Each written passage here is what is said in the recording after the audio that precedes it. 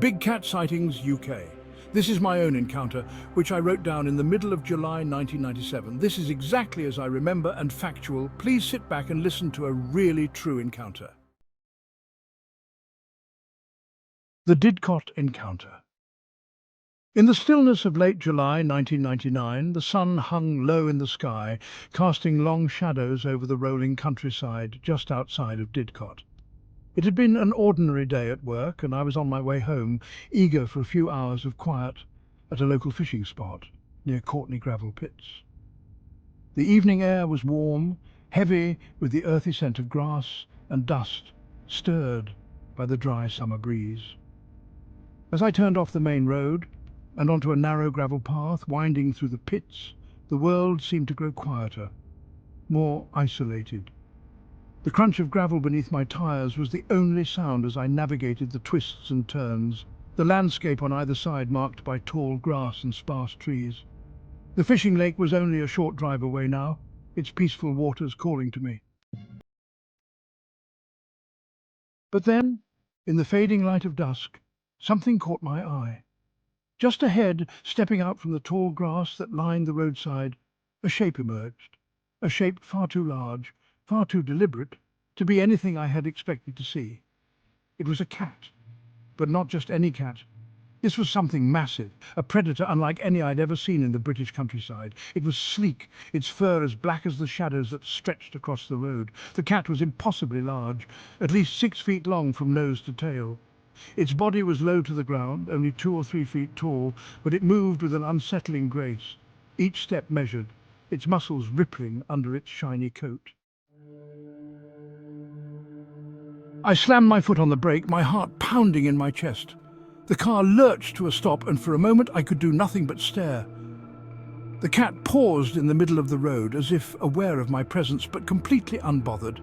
It didn't look at me directly at first. Instead, it turned its head slightly to the side, as if assessing whether I posed any threat. Its eyes gleamed in the dim light, yellow, glowing faintly with a predatory intensity that made the hair on the back of my neck stand on end. I had never seen anything like it before. The creature's paws were enormous, wide and powerful, built for gripping and tearing. There was an aura of raw strength about it, a dangerous elegance that made it clear this was not an ordinary animal. I inched the car forward, hoping to get a better look, but the cat wasn't in a hurry. It sauntered across the road, as if it owned the land, its tail, long and thick, swaying behind it like a whip. Every step it took was purposeful, calculated, and for a brief second it glanced at me. Our eyes met, and I froze. That brief glance was enough to send a shiver down my spine. And then, as suddenly as it had appeared, it slipped into the tall grass on the other side of the road. Without thinking, I switched the engine off and jumped out of the car. I couldn't just let it disappear. I had to know what it was, where it had gone. Climbing onto the doorsill of my car, I stood as high as I could, trying to get a better view over the roof. My eyes scanned the area where it had vanished. There, just 2 or 3 meters away, I caught another glimpse of it. The cat was moving back into the grass, but even with the fading light, it seemed to melt into its surroundings. Its black coat blended seamlessly with the shadows of the tall grass. And within moments, it was gone, vanished. The only movement left was the gentle swaying of the grass in the evening breeze. I was standing there nearly 8 feet above the ground with a clear view of the area.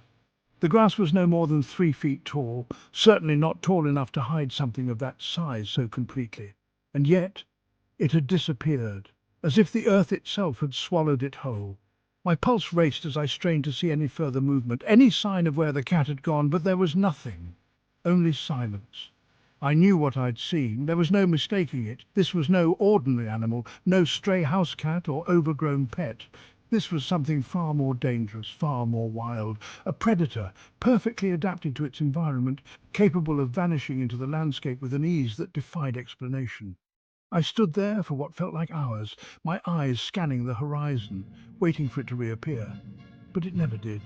The air around me felt charged, as if something was watching me from the shadows, but there was nothing to be seen. The only sound was the rustling of the grass in the wind and the distant call of birds settling in for the night. As I climbed back into my car, my hands trembling slightly on the steering wheel, I couldn't shake the feeling that I had witnessed something extraordinary. The memory of those piercing yellow eyes stayed with me, a reminder that the wilderness of Britain holds more secrets than we realize. I drove the rest of the way home in silence, the image of that black cat replaying in my mind. Even now, all these years later, I can still see it clearly, the sleek, muscular body, the silent predatory movements and the way it disappeared into the night, leaving me with a sense of awe and unease. There's no doubt in my mind what I saw that day, and if it could vanish so effortlessly into the grass before my eyes, who knows what else lurks in the hidden corners of the British countryside, waiting to be seen by those of us who dare to look. If you enjoyed this, please like and subscribe for more. Thank you.